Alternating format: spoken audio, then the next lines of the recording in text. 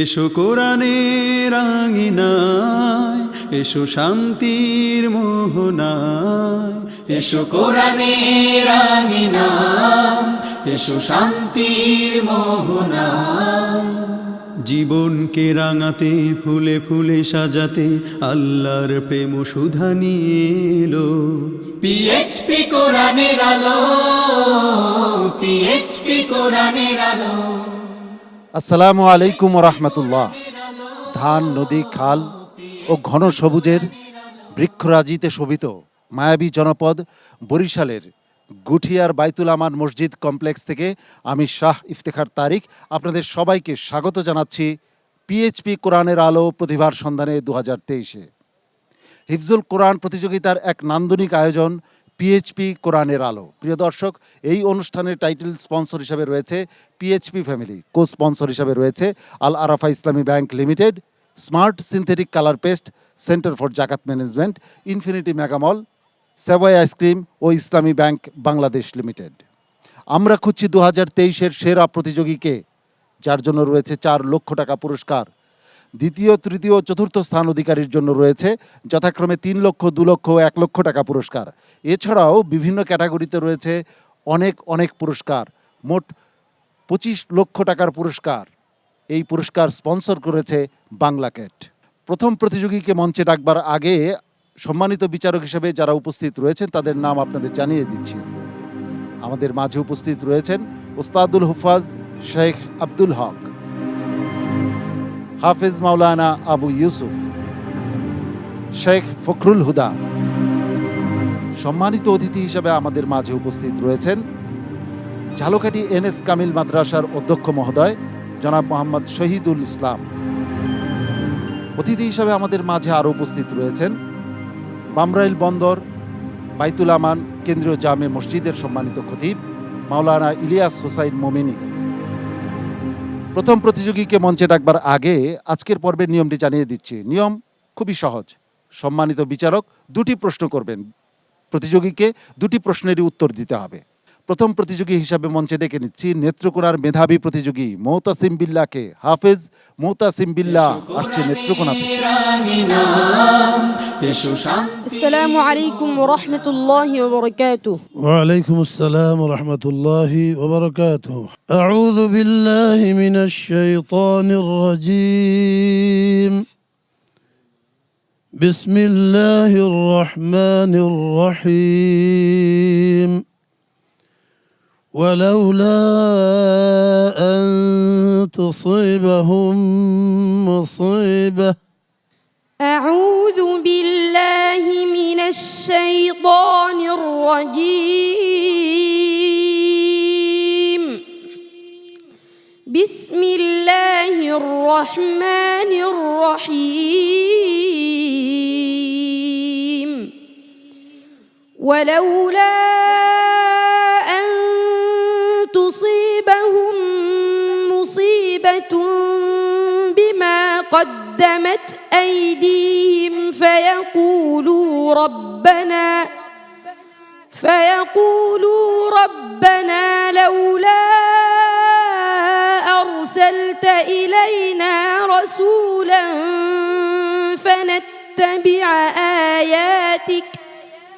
فنتبع آياتك ونكون من المؤمنين. فلما جاءهم الحق من عندنا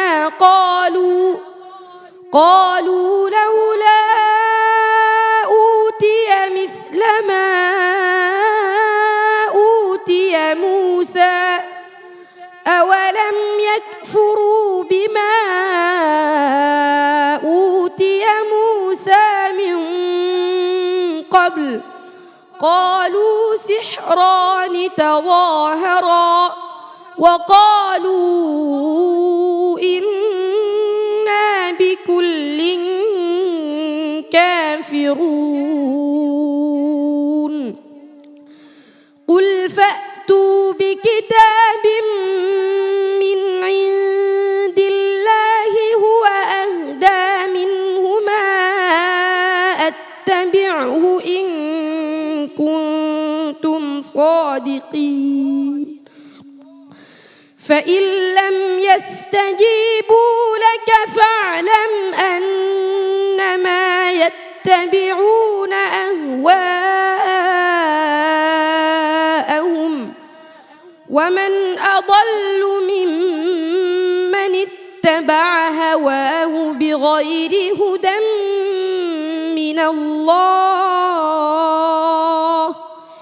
إن الله لا يهدي القوم الظالمين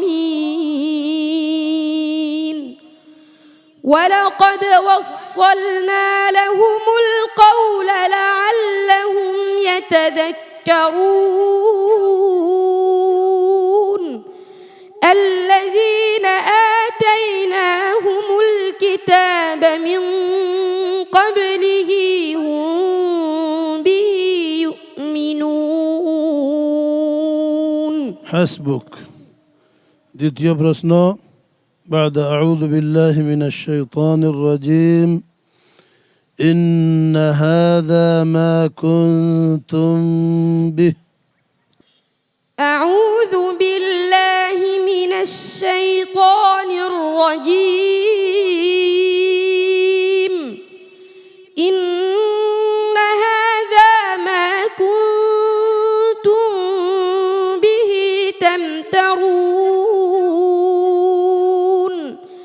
إن المتقين في مقام أمين في جنات وعيون يلبسون من سندس واستبرق متقابلين كذلك وزوجناهم بحور عين يدعون فيها بكل فاكهة آمنين لا يذوقون فيها الموت إلا الموتة الأولى ووقاهم عذاب الجحيم فضلا من ربك ذلك هو الفوز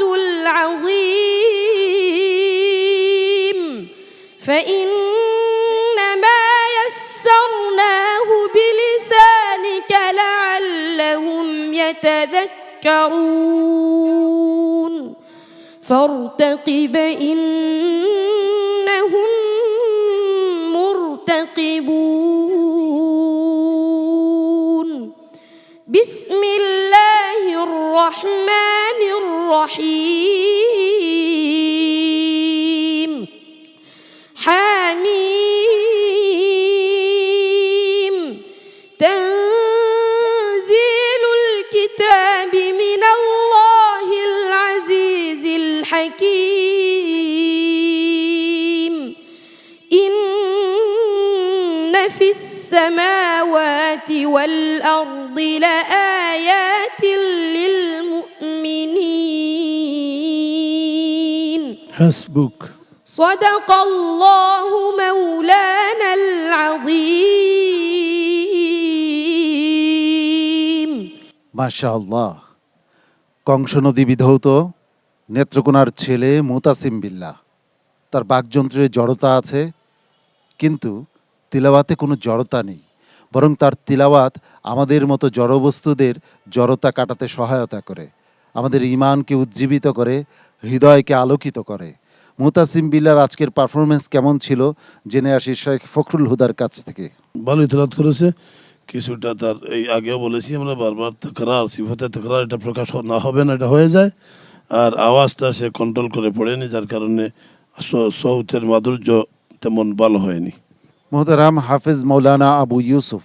মাশাআল্লাহ, চমৎকার তেলাওয়াত মুতাসিম বিল্লাহ। তবে একটি জিনিস খুবই লক্ষণীয়, মুতাসিম বিল্লাহ বিগত দিনে যে তোমার তেলাওয়াত এবং সুরের যে বিষয়টা আজকে কিছুটা আমি ব্যক্তিগতভাবে কম পেয়েছি। এখন তো প্রতিটা পর্বই তোমাদের জন্য গুরুত্বপূর্ণ। ঠিক আছে মোতাসিম বিল্লাহ? জি। আচ্ছা, সম্মানিত অতিথি, ঝালকাঠি এনএস কামিল মাদ্রাসার অধ্যক্ষ মহোদয় জনাব শহীদুল ইসলাম। ছোট্ট বন্ধু নেত্রকোনার হাফিজ মুতাসিম বিল্লাহ অত্যন্ত চমৎকারভাবে তেলাওয়াত করেছে। আজকের এই পিএসপি কোরআনের আলোর ফাউন্ডেশনের স্বপ্নদ্রষ্টা আলহাজ হাফেজ মাওলানা মোহাম্মদ আবু ইউসুফ, তার এই বলিষ্ঠ নেতৃত্বে কোরআনের আলো ছড়িয়ে পড়বে সারা পৃথিবীতে, এই আশাই করছি। অত্যাধুনিক যান্ত্রিক পৃথিবীতে আয়োজিত এই অনুষ্ঠান যথেষ্ট চমৎকারিত্ব দিয়েছে আমাদেরকে। বিশেষ করে হাফিজ মুতাসিম বিল্লাহ, ওনার তেলাওয়াতের মধ্য থেকে আমরা স্মৃতিশক্তির একটি চূড়ান্ত পরিচয় পেয়েছি। যদিও সে সাধারণ কথা বলতে জড়তার শিকার হয়, কিন্তু তেলাওয়াতে অত্যন্ত মুগ্ধ হয়েছি আমরা। তবে মাধুরী অত্যন্ত জরুরি। আল্লাহ তাআলা তাকে মাধুরীময় তেলাওয়াত করার জন্য আরও এগিয়ে যাওয়ার তৌফিক এনায়েত করুন। মুতাসিম বিল্লাহ, তোমাকে অনেক অনেক ধন্যবাদ। তোমার জন্য অনেক দোয়া ও ভালোবাসা। আসসালামু আলাইকুম ওয়া রাহমাতুল্লাহি ওয়া বারাকাতুহু। কুমিল্লার প্রতিযোগী হাফেজ মোহাম্মদ ওবায়দুল্লাহ এবারে মঞ্চে আসছে। এসো শান্তির মোহনা। السلام عليكم ورحمة الله وبركاته. وعليكم السلام ورحمة الله وبركاته. أعوذ بالله من الشيطان الرجيم. وحرمنا عليه المراضع من قبل.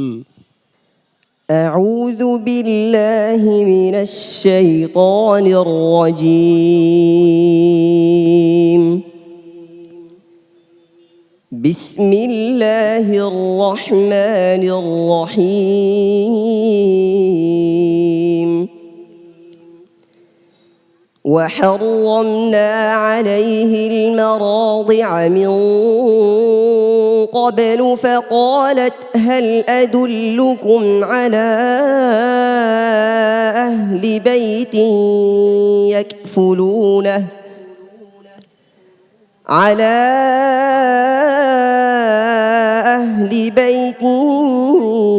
يكفلونه لكم وهم له ناصحون.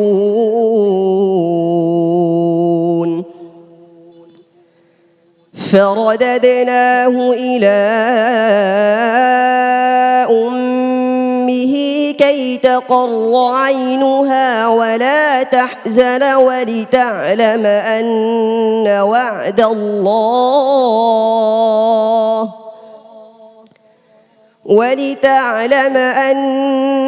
وعد الله حق ولكن أكثرهم لا يعلمون.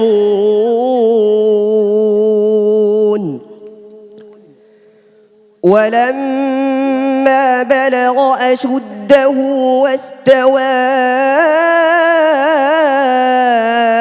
آتيناه حكما وعلما وكذلك نجزي المحسنين. ودخل المدينة على حين غفلة من أهلها فوجد فيها رجلين يقتتلان هذا من شيعته وهذا من عدوه فاستغاثه الذي من شيعته على الذي من عدوه فوكزه موسى فقضى عليه قال هذا من عمل الشيطان إنه عدو مضل مبين. حسبك.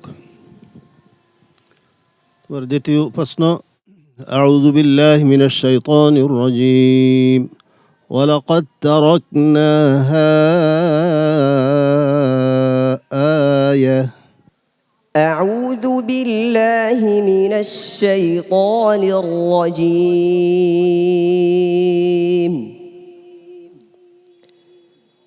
ولقد تركناها آية فهل من مدكر فكيف كان عذابي ونذر ولقد يسرنا القرآن للذكر فهل من مدكر كذبت عاد فكيف كان عذابي ونذر إنا أرسلنا عليهم ريحا صرصرا في يوم نحس مستمر تنزع الناس كأنهم أعجاز نخل منقعر فكيف كان عذابي ونذر ولقد يسرنا القرآن للذكر فهل من مدكر كذبت ثمود بالنذر فقالوا أبشرا منا واحدا نتبعه إنا إذا لفي ضلال وسعر أألقي الذكر عليه من بيننا بل هو كذاب أشر سيعلمون غدا من الكذاب الأشر. حسبك. صدق الله العظيم. মাশাআল্লাহ। কুমিল্লার প্রতিযোগী ওবায়দুল্লাহ। সম্মানিত উস্তাদজি, ওবায়দুল্লাহ আজ কেমন করেছে? ওবায়দুল্লাহকে বলছি তোমার আজকের তেলাওয়াতে অনেকগুলি সমস্যা হয়েছে, অক্ষরের দিক থেকে, মাখরাজ সিফাতের দিক থেকে, ফোর বারিকের দিক থেকে। যেমন ফাকালাত হাল আদুল্লুকুম আলা আহলি বাইতিন ইয়াকফুলুনাহু লাকুম, তুমি অক্ফ করছো, ইয়াদা করছো, দৌড়াছো কোথার থেকে? আলার থেকে দৌড়াইছো, তো ঠিক হয় নাই। ফাকালাত অথবা হাল আদুল্লুকুম এখান থেকে দৌড়ালে ঠিক হতো। তারপরে এরকম অনেক জায়গায় অক্ফগুলির সমস্যা হয়েছে। তারপর দ্বিতীয় প্রশ্নে তোমার ফি ইয়াউমি নাহসিম মুস্তামির কইছো, মির একটু তো রায় মুসাদ্দাদ তাসদিদ যুক্ত হরফগুলি একটু শক্ত হবে, শক্তভাবে আদায় করতে হয়। মুস্তামির একটু ধরে রাখতে হবে, দেরি হবে, তো তাসদিদের হক তো আদায় হলো না। আজকের এই ফর্মে এগুলি অনেক সমস্যা হয়েছে। সামনের দিকে আরও সতর্কতার সাথে সতর্ক হয়ে তেলাওয়াত করবে ইনশাল্লাহ। সামনের দিকে এগিয়ে যাও। মোহতারাম শেখ ফখরুল হুদা। ওয়ানুযুর যতটা আছে, ফাকাইফা কানা আযাবি ওয়ানুযুর, এখানে দুই সূরত পড়ার আছে, একটা পুর আর একটা বারিক। তবে বারিকটা উত্তম। বারিকটা কেন উত্তম?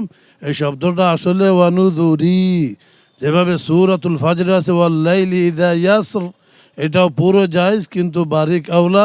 এই নুজুর যতটা নাকেরা আছে সবগুলি বারিক আউলা, আর যতটা মারেফ আছে বিন নুজুর ওটা পুর, ঠিক আছে? এগুলিও তোমার মুলাহাদা তাজবিদের। মোহতারাম হাফিজ মাওলানা আবু ইউসুফ। এই যে মাখরাজের যে বিষয়গুলো, লাহানের যে বিষয়, 10 নাম্বার, কেউ 5 পাবে, কেউ 4 পাবে, আবার কেউ 8 পাচ্ছে। এখানেও কিন্তু ডিফারেন্স হয়ে যাচ্ছে। ওবায়দুল্লাহ ঠিক আছে? তার মানে তোমাদের বিষয়টা এরকম ভাবলে হবে না যে আমি বিনা লোকমায় পড়ছি আমাকেই নিতে হবে, মনে থাকবে? খুব সাবধান। হ্যাঁ বাবা। সম্মানিত অতিথি ঝালকাঠি এনএস কামিল মাদ্রাসার অধ্যক্ষ মহোদয়। রসুল পাক সাল্লাল্লাহু আলাইহি সাল্লাম বলেছেন, হাসিনুল কোরআন বি আসওয়াতিকুম, সুমধুর কণ্ঠে তোমরা কোরআন তেলাওয়াত করো। আমরা আজকের এই বন্ধুর কাছ থেকে অত্যন্ত সুমধুর কণ্ঠে আমরা তেলাওয়াত পেলাম। আমরা আশা করছি যে সে এগিয়ে যেতে পারবে। সম্মানিত অতিথি মাওলানা ইলিয়াস হোসাইন মোমেনী। তার সম্মানিত ওস্তাদ যে সংশোধনী দিয়েছেন সে আলোকে যদি সে সামনে এগোতে থাকে অবশ্যই তার পারফরমেন্স অনেক অনেক ভালো হবে, এটাই আমাদের প্রত্যাশা। অনেক ধন্যবাদ সম্মানিত অতিথি। ওবায়দুল্লাহ, তোমার জন্য শুভকামনা এবং দোয়া আমার পক্ষ থেকে। السلام عليكم ورحمة الله وبركاته কোরআনের আলো এবারে ডেকে নিচ্ছি পরবর্তী প্রতিযোগীকে, যে এসেছে ব্রাহ্মণবাড়িয়া থেকে। হাফেজ সালমান ফার্সি এবারে মঞ্চে আসছে। রাঙিনা এসো শান্তির মোহনা السلام عليكم ورحمة الله وبركاته. وعليكم السلام ورحمة الله وبركاته. أعوذ بالله من الشيطان الرجيم. إنما يعمر مساجد الله. أعوذ بالله من الشيطان الرجيم.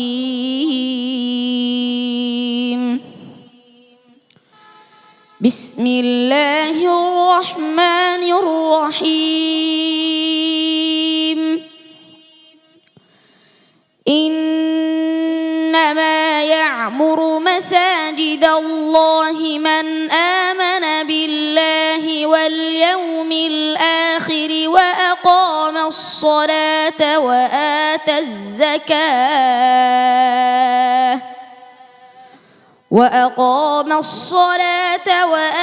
الزكاة ولم يخش إلا الله فعسى أولئك أن يكونوا من المهتدين.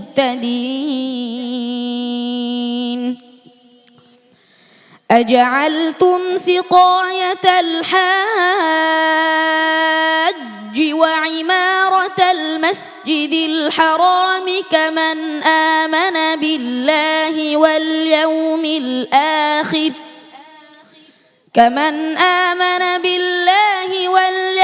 الآخر وجاهد في سبيل الله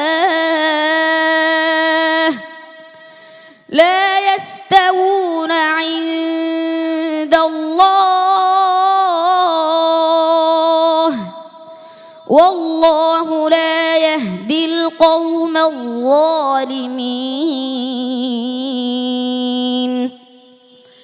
الذين آمنوا وهاجروا وجاهدوا في سبيل الله بأموالهم وأنفسهم أعظم درجة عند الله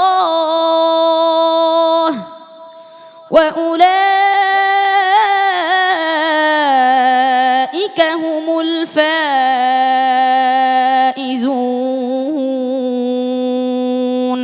حسبك. দ্বিতীয় প্রশ্ন। أعوذ بالله من الشيطان الرجيم. بل هو آيات بينات في صدور الذين أوتوا العلم. أعوذ بالله من الشيطان الرجيم.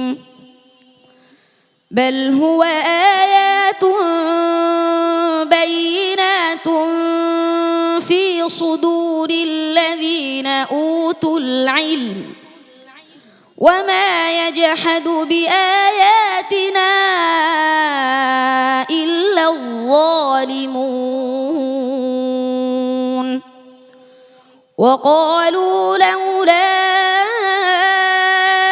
أنزل عليه آيات من ربه قل إنما الآيات عند الله وإنما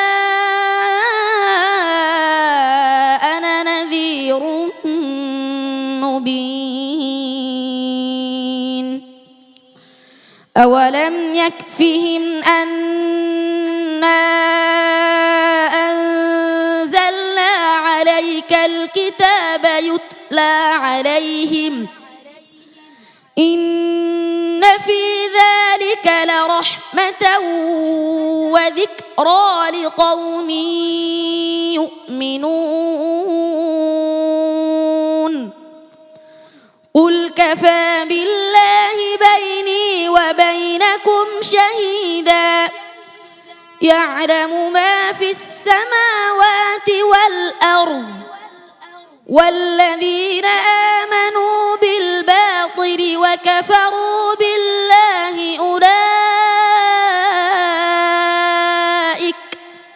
أولئك هم الخاسرون حسبك صدق الله العظيم মায়াবী বটের প্রগাঢ় ছায়ায় আমাদের দেহ যতখানি তৃপ্ত হয় তার চেয়ে অনেক বেশি আত্মিক তৃপ্তি পেয়েছি এই সালমান ফার্সির তিলাওয়াতে। প্রিয় দর্শক, আপনারা নিশ্চয়ই আমার সাথে একমত হবেন যে আপনারাও তৃপ্ত হয়েছেন, কিন্তু উস্তাদজি কতটুকু তৃপ্ত হয়েছেন জেনে আসি। সালমানের তেলাওয়াতের ধরনের দ্বারা বোঝা গেছে যে সেও খুব রাগান্বিত হয়ে আসছে। তোর মেজাজ বোধহয় খুব কড়া, এত বিকট শব্দে কেন তুমি তেলাওয়াত শুরু করছো? তেলাওয়াতের আওয়াজের একটা সীমারেখা থাকতে হবে, তেলাওয়াতটা যেন সুন্দর হয়, মজা হয়, সবাই শুনতে মজা পায়। আর আওয়াজ যখন ছেড়ে দেওয়া হয়, কন্ট্রোলের বাইরে যায়, তখন উচ্চারণের মধ্যেও সমস্যা হয়ে যায় অনেক ক্ষেত্রে। খুব সতর্ক থাকবে ইনশাল্লাহ। হ্যাঁ, আলহামদুলিল্লাহ, সব মিলে খুব সুন্দর তেলাওয়াত হয়েছে। শেখ ফখরুল হুদা। আর আজকেও তোমার কোনো কোনো ঈদগাম মাল গুন্না তো বুঝো, নুন সাকিনের পরে ওয়াও আসলো, গুন্না কম হয়ে যায়, ঈদগাম হয়ে যায় গুন্না ছাড়া। হাফেজ মৌলানা আবু ইউসুফ। মাশাল্লাহ, হ্যাঁ, তুমি গতিটা যদি একটু কম হয়, ধীর গতিতে যদি তেলাওয়াত করো, তাহলে তোমার তেলাওয়াতটা আরো শ্রুতিমধুর হবে। ঠিক আছে বাবা, জি আরো ভালো লাগবে, মজা লাগবে, তোমার কাছে মজা লাগবে, দর্শক যারা তোমার প্রেমিক, কোরআন প্রেমিক, তাদের কাছে ভালো লাগবে। এগিয়ে যাও। মোহতারাম মেহমান মাওলানা ইলিয়াস হুসাইন মমিনী। আল্লাহ তাআলা তাকে সামনে এগিয়ে যাওয়ার মতন সুযোগটি করে দিন। এই পৃথিবীকে আলোকিত করার জন্য আরেকটি পদক্ষেপ তার দ্বারা গ্রহণ করতে পারে যেন এই পিএসপি কোরআনের আলো, আমরা এই আশাবাদ ব্যক্ত করতেছি। সালমান ফার্সি, তোমার জন্য হৃদয়ের গভীর থেকে ভালোবাসা। আসসালামু আলাইকুম ওয়া রাহমাতুল্লাহি ওয়া বারাকাতুহু। কোরআনের আলো প্রিয় দর্শক, আজকের পর্বের সেরা ৮-এর প্রথম গ্রুপের সর্বশেষ প্রতিযোগীকে মঞ্চে ডেকে নিচ্ছি। সর্বশেষ প্রতিযোগী হিসেবে আসছে সিলেটের প্রতিযোগী ইহতেশামুল হক হীরা। হাফেজ ইহতেশামুল হক হীরা এবারে মঞ্চে আসছে। রাঙিনা এসো শান্তির মোহনা জীবনকে আসসালামু আলাইকুম ওয়া রাহমাতুল্লাহি ওয়া বারাকাতুহু। ওয়ালাইকুম আসসালাম ওয়া রাহমাতুল্লাহি ওয়া বারাকাতুহু। আউযু বিল্লাহি মিনাশ শাইতানির রাজীম। وهو الذي خلق الليل والنهار والشمس والقمر. أعوذ بالله من الشيطان الرجيم. بسم الله الرحمن الرحيم. وهو الذي خلق الليل والنهار والشمس والقمر كل في فلك يسبحون وما جعلنا لبشر من قبلك الخلد أفإن مت فهم الخالدون كل نفس ذائقة الموت ونبلوكم بالشر والخير فتنة وإلينا ترجعون وإذا رآك الذين كفروا إن يتخذونك إلا هزوا أهذا الذي يذكر آلهتكم وهم بذكر الرحمن هم كافرون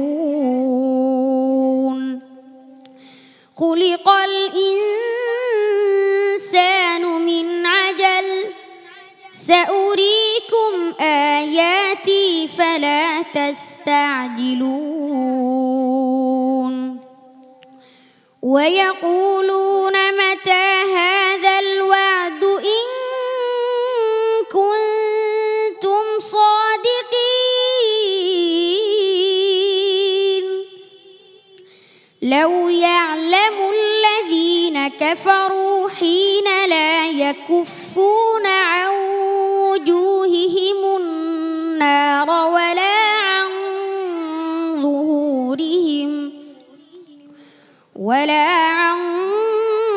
ظهورهم ولا هم ينصرون. حسبك. أعوذ بالله من الشيطان الرجيم. ويعلم الذين يجادلون في آياتنا. أعوذ بالله من الشيطان الرجيم. ويعلم الذين يجادلون في آياتنا ما لهم من محيص فما أوتيتم من شيء فمتاع الحياة الدنيا وما عند الله خير وأبقى للذين آمنوا وعلى ربهم يتوكلون. والذين يجتنبون كبائر الإثم والفواحش وإذا ما غضبوا هم يغفرون. والذين استجابوا لربهم وأقاموا الصلاة وأمرهم شورى بينهم ومما رزقناهم ينفقون. حسبك. صدق الله العظيم. কোকিলের কুহুতানে কি মজা, তার চেয়ে অনেক অনেক বেশি মজা, অনেক বেশি তৃপ্তি এই ইহতেশামুল হক হীরাদের তিলাওয়াতের মধ্যে। হাফিজ মাওলানা আবু ইউসুফ, আমরা প্রথম থেকে লক্ষ্য করেছি যে তার কোরআনুল কারিমের প্রতি যথেষ্ট তার দখল রয়েছে। আজকে চমৎকার একটি তেলাওয়াত উপহার দিয়েছে। তোমাকে মোবারকবাদ জানাচ্ছি, সম্মানিত উস্তাদকেও মোবারকবাদ জানাচ্ছি। এগিয়ে যাও। শেখ ফখরুল হুদা, এই ইহতেশামুল হক হীরা বিগত পর্বগুলোতে যেভাবে সে পড়ে যাচ্ছিল, সে তার সেই পড়ার মানটা ধরে রাখতে সক্ষম হয়েছে। মাশাআল্লাহ, সুন্দর পড়েছ। শুধু ইয়া অক্ষরটি এত শক্ত করো না, আয়াতি বলো না, নরম করি, আয়াতি। মোহতারাম মেহমান জনাব ইলিয়াস হোসাইন মোমিনী। আলহামদুলিল্লাহ, চমৎকার তেলাওয়াত। রসুল আকরাম সাল্লাল্লাহু আলাইহি ওয়াসাল্লামের বাণী, লাইসা মিন্না মান লাম ইয়াতাগান্না বিল কুরআন। এ হাদিসের মধ্যে যে মন্তব্য করা হয়েছে, যে ব্যক্তি কোরআনের সুরঝঙ্কার ছড়ায় না, সে আমার দলভুক্ত নয়। আজকের আমরা এই তেলাওয়াতের মধ্যে থেকে বুঝতে পারলাম যে সেই সুর ও মাধুরী রসুল যে হাদিসের মাধ্যমে কামনা করেছেন, তার প্রতিফলন ঘটেছে। আল্লাহ তাআলা তাকে এভাবেই বেড়ে উঠবার তৌফিক এনায়েত করুন আর আলোকিত করুন পিএসপিকে বিশ্বময়। অনেক ধন্যবাদ সম্মানিত অতিথি। ইহতেশামুল হক হীরা, তোমার জন্য অনেক ভালোবাসা এবং দোয়া। আসসালামু আলাইকুম ওয়া রাহমাতুল্লাহি ওয়া বারাকাতুহু। কোরআনের আলো, পিএইচপি কোরআনের আলো প্রতিভার সন্ধানে 2023-এর সেরা মুখ খুঁজে পাওয়ার অভিযাত্রায় আমরা রয়েছি সেরা আটে। সেই সেরা আটের প্রথম গ্রুপের 4 প্রতিযোগীর পারফরমেন্স আমরা উপভোগ করেছি। এবার ফলাফল ঘোষণার পালা। সর্বোচ্চ নম্বর নিয়ে যে চলে যাবে পরবর্তী রাউন্ডে, তার জন্য রয়েছে স্মার্ট সিনথেটিক কালার পেস্টের পক্ষ থেকে একটি আকর্ষণীয় গিফট হ্যাম্পার। আর যে প্রতিযোগী এই পর্ব থেকে বিদায় নেবে, তার জন্য রয়েছে বাংলা ক্যাটের পক্ষ থেকে 50,000 টাকা মূল্যমানের চেক। সর্বোচ্চ নাম্বার কে পাবে আর কে বিদায় নেবে? আমার বায়ে রয়েছে নেত্রকোনার প্রতিযোগী মোতাসিম বিল্লাহ, আমার পাশে রয়েছে কুমিল্লার প্রতিযোগী ওবায়দুল্লাহ, আমার ডানে রয়েছে ব্রাহ্মণবাড়িয়ার প্রতিযোগী সালমান ফার্সি এবং সর্বডানে রয়েছে সিলেটের প্রতিযোগী ইহতেশামুল হক হীরা। এই চারজনের মধ্যে সর্বোচ্চ নম্বর নিয়ে পরবর্তী রাউন্ডে চলে যাচ্ছে সিলেটের প্রতিযোগী ইহতেশামুল হক হীরা। অনেক অনেক অভিনন্দন ইহতেশামকে। তোমার জন্য রয়েছে স্মার্ট সিনথেটিক কালার পেস্টের পক্ষ থেকে একটি আকর্ষণীয় গিফট হ্যাম্পার।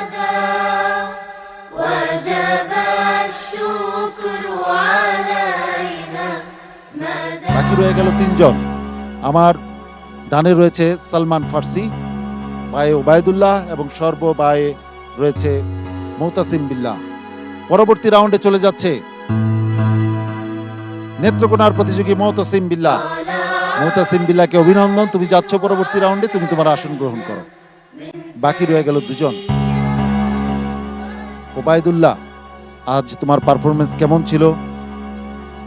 নিশ্চয়ই ভালো তুমি তেলাওয়াত করেছো, কিন্তু তারপরেও বাছাই করতে হচ্ছে সেরাদের মধ্য থেকে কারা ছিল সেরা।